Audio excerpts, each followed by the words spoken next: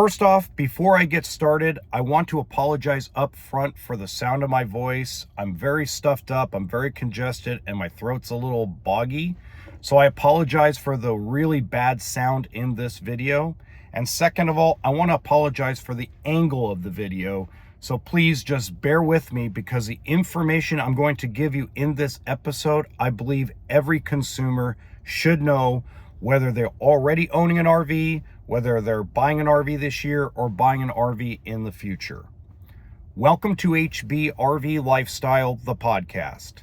I am the host, the Honey Badger, here to give it to you straight and transparent about the RV business, as well as other things.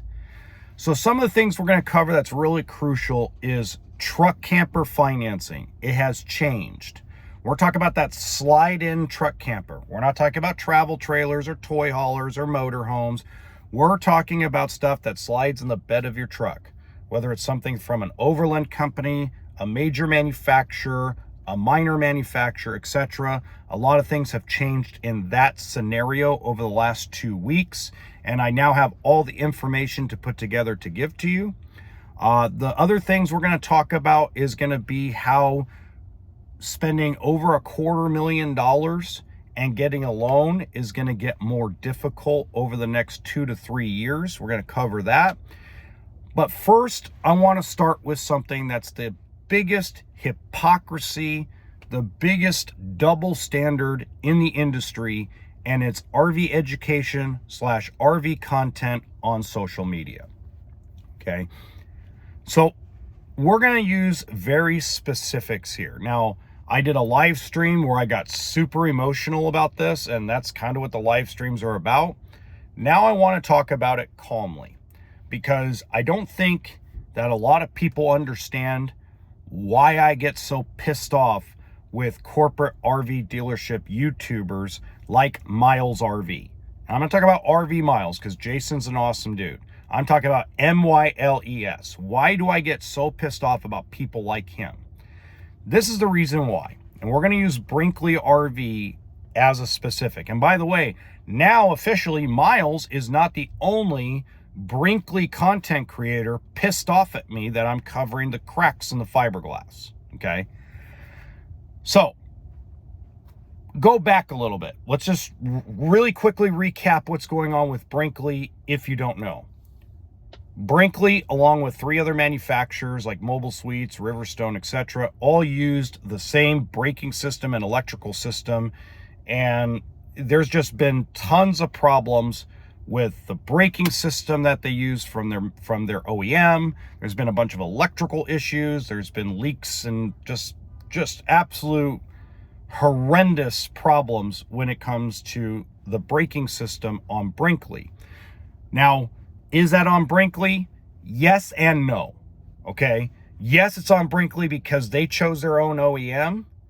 No, it's not completely on Brinkley because that's actually their OEM's problem. Okay. So if it was Dexter or whoever it may be, I'd say they both share 50-50. I say the same thing about Mobile Suites and anybody else that used that same braking system. You're 50% responsible because you chose that OEM. Okay. Then now we're going into big cracks in the sidewall. Now, if you don't know, there's some content creators that are lying their ass off on YouTube and a bunch of other platforms saying that it's frame failure, saying it's the same problem, if not worse than what Grand Design was putting you through. That's a lie. Okay. It's not the actual chassis. From all the service and bodywork people I talk to, it's not the chassis. It's something wrong in the construction of their sidewall. To say it's an adhesive problem is complete malarkey, complete baloney. I've covered that already. That's just somebody trying to deflect the problem. But let's give Brinkley credit where credit is due. Brinkley is handling the problem. They're having a massive problem. It's a humongous problem. It is incredible how many of these things are going through this problem. Yet Brinkley is still on top of it.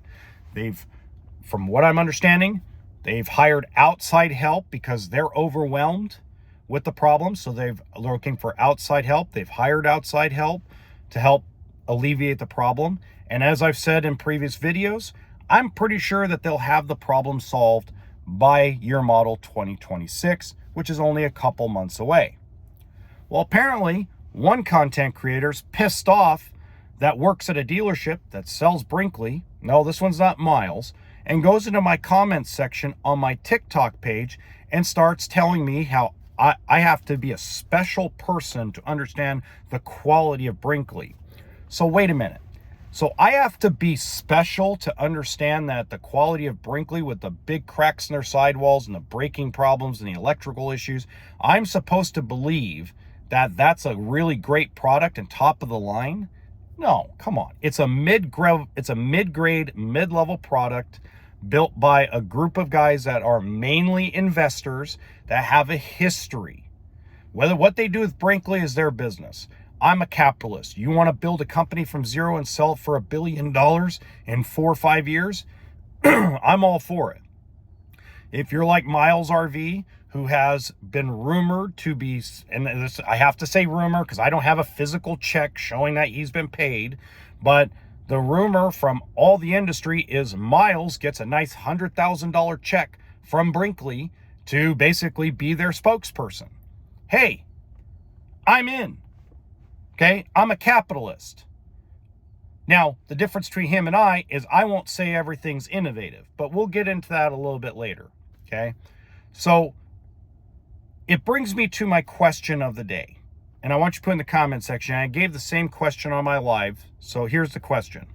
Manufacturer A has no frame failure problems, builds their own frames, builds pretty much almost everything inside the coach except for appliances and a few other things, has had no history of sidewall cracking, no history of braking problems, no history of major manufacturer malfunctions, and when they have had it, they take care of their customers so fast you don't even know it happened publicly. Okay, by the way, privately owned company, not over a corporate umbrella, not owned by a group of investors, owned privately. They have a couple other companies underneath the parent company, and they are considered by most to be the best constructed unit, but they're butt ugly and their drawers are not the perfect drawers in the world. Manufacturer B has big cracks in their sidewalls, braking issues, electrical issues, owned by a bunch of owners that have a history of doing things like building up a company for 3 to 5 years and selling it off for a big profit. Congratulations if you do that. I'm on board. You're good. Make that money, make that paper. But they build the perfect drawer and they do such innovative things with cabinetry and it's so pretty. Which manufacturer would you rather have if you're going out camping?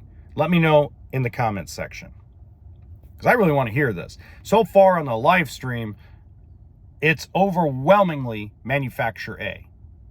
Okay, so then I get another person, which is one of the newer corporate RV dealership YouTubers, that comes in my comment section on Instagram and decides to tell me that I need to stop telling lies and spreading lies about Brinkley because people are starting to come in and question whether there's really cracks in the sidewall. I'm lying about that. Well, how could I be lying about that when Brinkley has made that public? See, this is what happens. So, and look, it happens to sales guys in general. My protege, okay, that I had at Barber RV is so brainwashed about Grand Design that he told me that the Grand Design frame failure and frame flex thing is a complete made up. It's completely fiction. It never occurred. It's just a bunch of bad rumors and bad lies. And I'm like, dude, have you even like looked into this stuff? Just so brainwashed, like so brainwashed into it. Why? Because he's a salesman. All right. And his dealership is really dependent on Grand Design sales to make money. And when I look into these two newer YouTubers, They mainly carry Brinkley RV as their mid-level to high-end fiberglass travel trailer, fifth wheel, and toy hauler. So there's this double standard and hypocrisy that people get all mad and emotional. And I get mad and emotional naturally. I get pissed. Because when you start saying stupid stuff, when you start saying just things that are absolutely ridiculous and moronic, I swear to you, like, I go nuclear. Because it's like the Dr. Dre song, right? It's like they all want to turn me back into the old me. I mean, that's really, I've been this calmer guy. I've tried to keep my emotions in check. I've been trying to keep things kind of, a little less cussing, a little less pissy, a little less, vulgar. And it's like, nah, we got to turn the honey badger loose. So I got a message to every RV dealership YouTuber, or even corporate RV dealership YouTuber. You don't want to start a debate with me. You'll lose. Period. Okay? If you think, like Miles RV is the one that brought up in my comments that the drawers are so innovative on a Brinkley. So your pitch to people is about drawers and cabinets, not structural integrity and breaking things. So when someone comes up to you at the lot or comes up to you at a show and says, hey, Miles, love your videos. Hey, what's going on with the cracking in the sidewall in Brinkley's? Are you going to just straight out tell them that's a lie, even though Brinkley has admitted it publicly? Or are you just going to go, oh yeah, that's nothing, but let me show you these drawers, because these drawers are absolutely perfect. Like, dude, don't come in my comment section on TikTok and start trying to bash Northwood Manufacturing.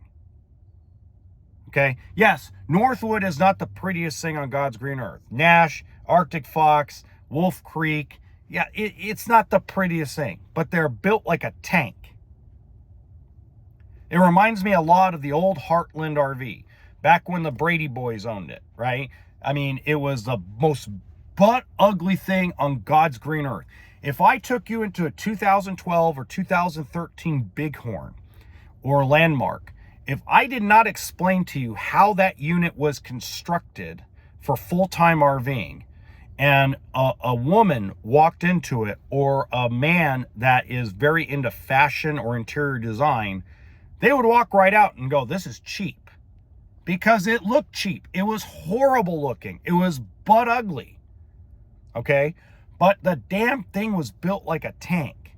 And if I could get it next to a Montana back then, and a Jayco Pinnacle back then, I could literally show you the differences. Yes, when you walked into a Jayco, it was pretty. When you walked into a Montana, it was the prettiest thing. They did all these little things like hidden hinges and soft closed drawers and all this stuff, right? All this great stuff that pitch on the inside. I started on the outside and lifted up the storage door, showing that there was no exposed wood anywhere in that coach. If I opened up a Montana or a Jayco or opened up a slide, you could see all the exposed plywood or OSB. They actually laminated almost their entire coach. You could go in to a Bighorn back then in 105 degree temperature, and if you kept the doors open or closed at night, I should say you kept let's say a window open at night, you closed the window, it stayed 20 degrees cooler without running the air conditioner. People used to comment back in the day when I worked at Giant RV, they used to comment when they walked in after I gave them the presentation of why Bighorn did what they did, or Landmark or Cyclone or anything of that nature, and they would walk in and go, why do you have the AC on? No. And they would just look at each other. And then all of a sudden, the person that was so worried about soft closed drawers and the way this fascia looked and the way this cabinet looked, it went away. They're like, oh, well, you know what? I can throw the throw pillow there, and they start opening cabinets. They're like, wow, this is perfect. Now, it didn't work with everybody because not everybody camps for 3 weeks straight, 4 weeks straight, 5 weeks straight. Bighorn and Landmark targeted a specific audience. It was people that were long-term camping. You know, we're talking about snowbirding. We're talking about, you know, people that wanted to escape Canada for a little while during the frozen tundra months. Folks that were full-time RVing, people that were doing extended stay. That was their target audience. And by the way, those guys opened up a great manufacturer called Alliance. Okay. Now, is Alliance as perfect and great as those old school Bighorns? No, not at all. Okay. And that's because now everybody has to have this beautification. And that's the double standard and the hypocrisy of the entire industry, the content creation portion of it, and everything else. Is everything has to be beautified. And let me show you about these ballpoint ports or these soft close drawers, or nobody's doing this with this drawer. Look at this. Pull on this drawer. I mean, it's like you're taking an overpriced, overhyped product and trying to make it seem like there's no problems with it. And that's the double standard. And that's not just with Brinkley. Brinkley just happens to be the example. And Brinkley isn't even denying anything. This is all their fanboys and their social media content creators they pay. Rumored that they pay, I should say. Okay? So the reality is that this hypocrisy needs to stop. Get out of my comments. Get out of my videos. You don't see me going to your videos and putting ugly comments in there. I stay out of your business. Okay? And by the way, there are exceptions. I want to name the exceptions to this. The exceptions to this is Matt's RV and Towable Reviews. Great guy. My only conflict with Matt is I don't like the style he does.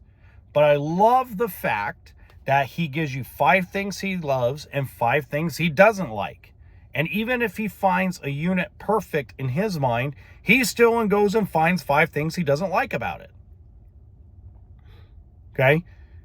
I would rather trust a guy like that than trust a guy that says, hey, I've never seen it before. They've been building it for 25 years, the same floor plan, but I've never seen anything like it because it's brand new and innovative. I mean, that's Miles RV in a nutshell. Every freaking video, it's the same crap, same crap, same crap. Everything's innovative and brand new, even though they've been building the same damn thing for 25 plus years. Okay? JD from Big Truck Big RV, great guy, good content creator. They both Matt and him were put in a really awkward situation during the frame flex and frame failure grand design thing. They're put in very awkward and ugly situations.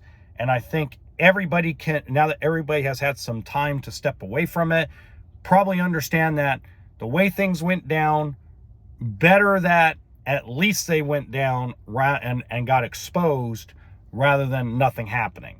Okay. That being said, truck camper financing has completely changed. Okay. Folks, zero down is going bye-bye with truck campers. We are seeing more and more credit unions no longer doing slide-in truck camper financing. Why? Because in the majority of the United States, there isn't a title. In almost the entire United States, there's no DMV registration. So let me give you an example. This is one reason why you're starting to see this drop off. Let's say you go and buy, and we're going to pick on Arctic Fox. So since we picked on Brinkley a little bit, let's pick on Arctic Fox for a minute. Okay. So you go buy a 990 Arctic Fox, a 2025, and you drive it around for 6 months. You got to finance through ABC Bank. Okay. And you run into an issue where you need money, you need cash. Okay.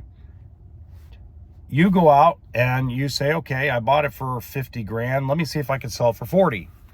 You take the $40,000 cash. Okay. There's no record of a lien. There is no record of a registration. So you could just keep the $40,000 and defraud the bank. And then the next guy, and then the next guy, and the next guy. So it's like financing a TV or financing a desk. It is realistically one of the toughest, hardest, unsecured, I'm putting quotation because technically it's unsecured. Even though there's an asset, it's still unsecured. So when you go up to somebody at an Overland Expo with a 640 FICO or 680 FICO or an 890 FICO or whatever your FICO score is, and you give everybody a story about Ford and how you went and bought a $150,000 Ford for 0 down and 4% interest, that's not how it works on a $25 to $50 to $60 to $70,000 truck camper. It doesn't work like that. The bank wants skin in the game. Okay. Lately, I've been seeing a lot of credit unions that still do truck campers and banks that do truck campers with perfect credit counter and want 15, 20% down. You're putting 10%, 5%. We submit it and it comes back, no, I know they have perfect credit, but we want more skin in the game. So slide-in truck campers have, if you want to finance one, whether it's an Overland Type 1, whatever the case may be, if they're RVIA, RVDA certified for the bank to be able to finance it as a traditional RV loan, you need to be prepared to put skin in the game. Okay? Now, if you want to go get a personal loan through your own bank and pay cash, that's on you. But that's unsecured debt too. So however you look at it, it's unsecured debt. Okay? That's something that kind of needs to be thought of as you're going through these shows, these expos, because there's a lot of these Overland expos going on, right? Now, that brings me into the van life, okay? I was at Costa Mesa, California at the Overland Expo for 2 days. I saw a lot of these guys doing these cool van builds, but you can't finance them as a regular RV. So let's say the Mercedes chassis they bought was $50,000, $60,000, and they put this build on where it's like $200,000, $250,000, but it's all got this nice equipment. Well, you go spend $200,000. Let's say you go pay cash, okay, or you do some kind of unsecured debt financing. What happens is when they're not a traditional RV company, is you lose the ability to sell it to someone that is going to finance.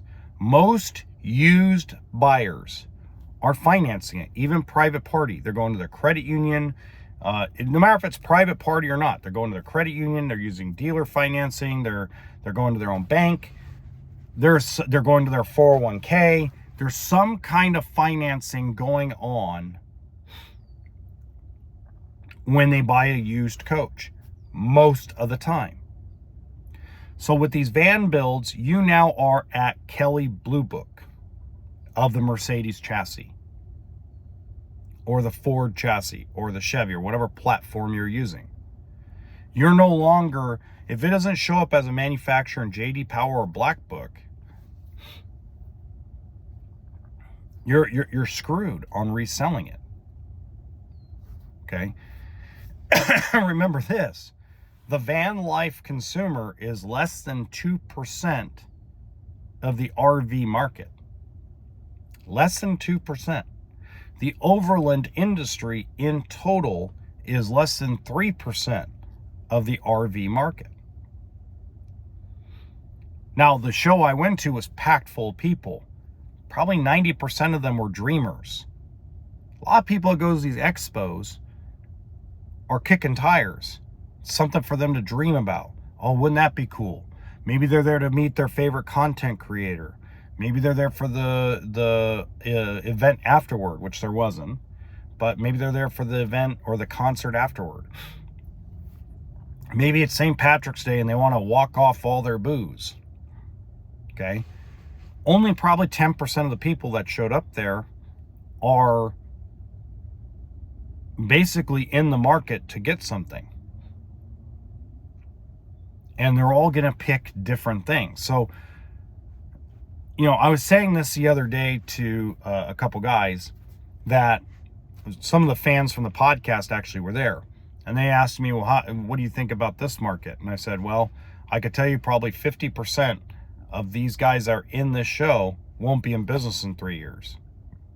And they look at me and I go, because once word gets out, because the internet's such a weird place, once word gets out that people are getting stuck with these vans, stuck with these builds, and they can't get rid of them because the financing won't add up, it becomes, it's going to become a problem. So my thing, what I told a couple of guys that were owners of some of these companies, I said, if I were in your shoes, I said, I would stop building them up front. I would tell these folks, go buy your van yourself, and we will do custom builds using our parts and using our methods. That way you're not out the cash flow of the van, and it's on the consumer that bought the van. And one guy told me, wow, that's a good idea. He goes, I'm going to look into that. I go, yeah, because you're out all this cash, and these folks, once they figure out they can't get this thing financed traditionally, or that the used market's going to be very hard to dump it when they're done without losing $100,000+, it's not going to be pretty for most of the guys here. Now, there's some exceptions, because there's some of these companies that are with RVIA stamped. There are a lot of these manufacturers, these smaller van companies that do show up on JD Power. But that's what I would do. If I were your shoes and I'm going to do one of these overland vans or overland motorhomes, I would go check JD Power and Black Book and go see if they actually show up there and see if they actually show up with a value there. If they do, then it's going to be easier for you to move that product when you're done with it than it will be if they don't show up. If you get my understanding, okay? Now,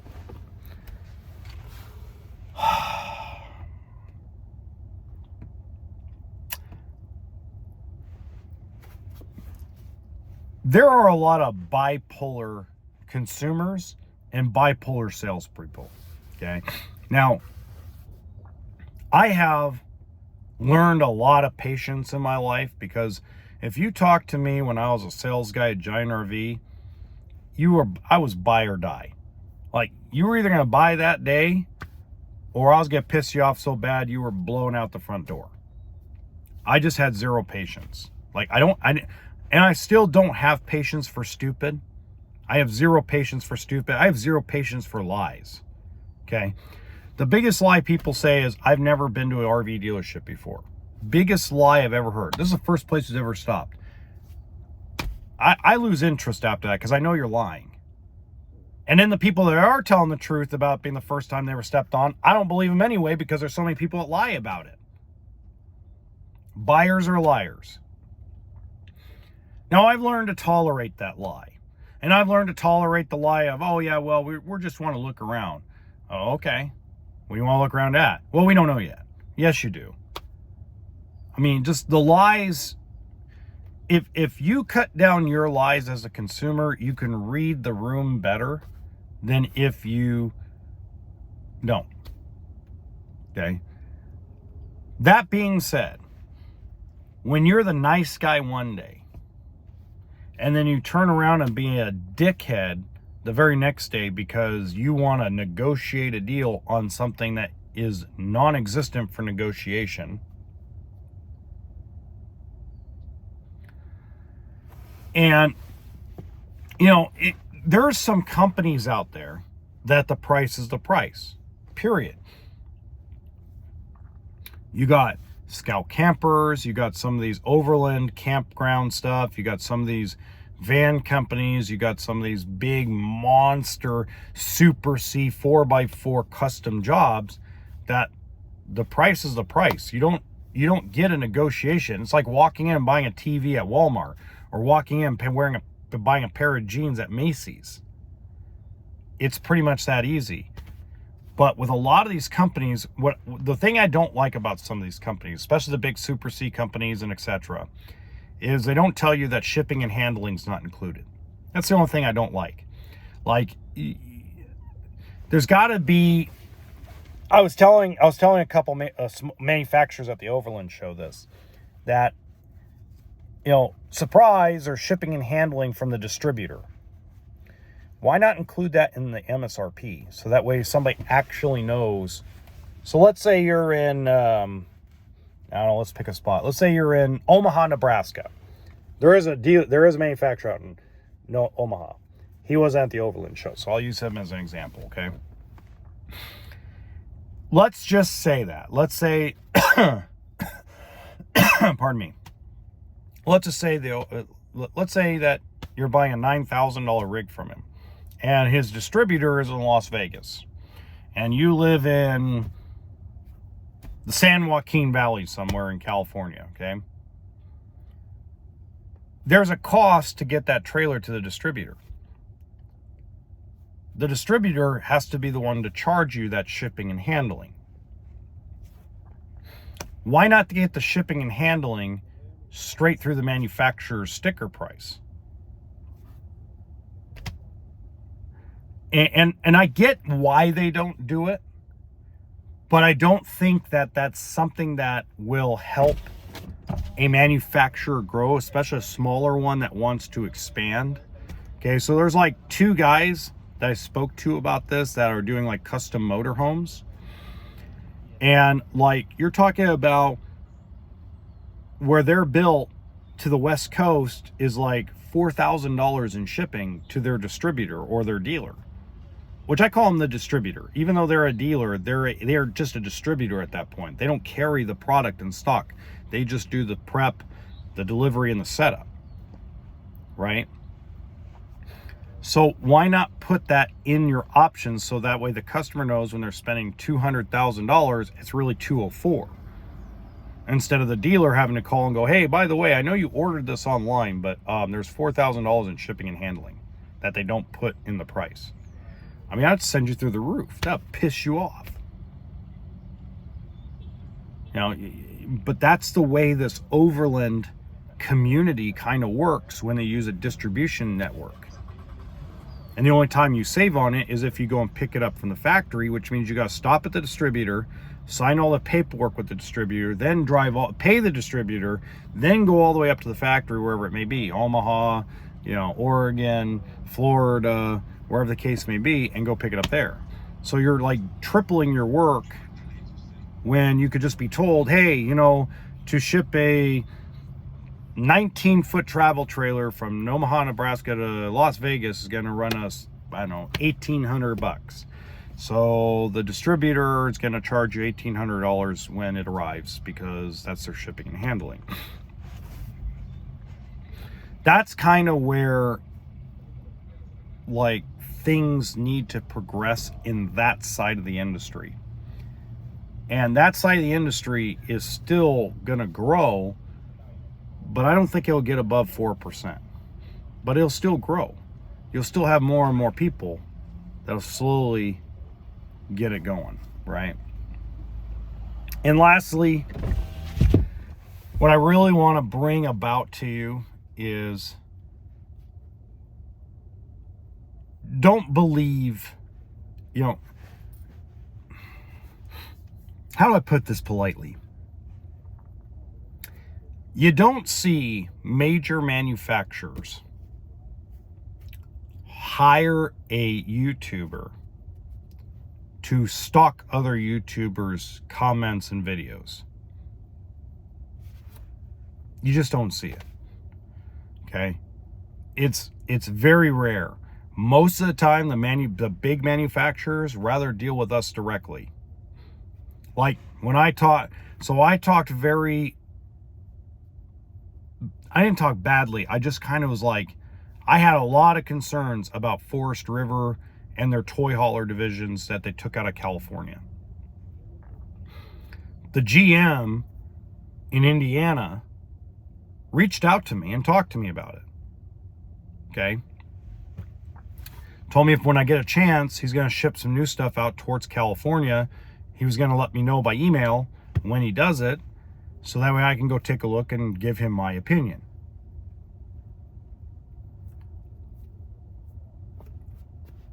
I mean, okay. I don't mind doing that. I've had some Thor brands that I have been very critical of.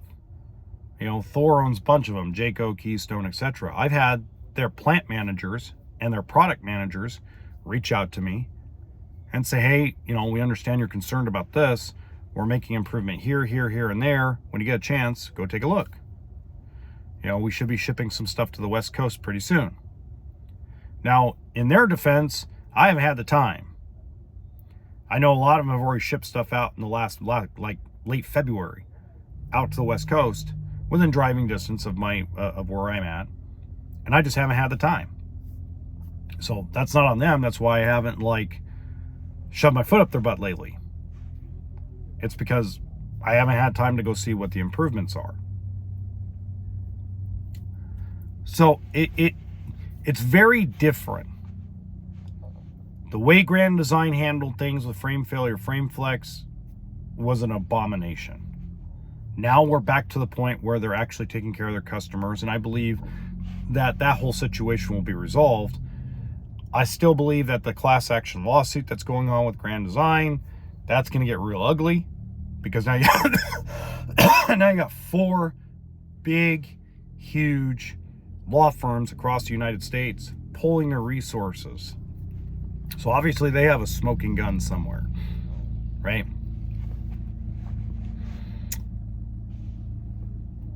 I never see, I'm a big fan of Genesis Supreme RV.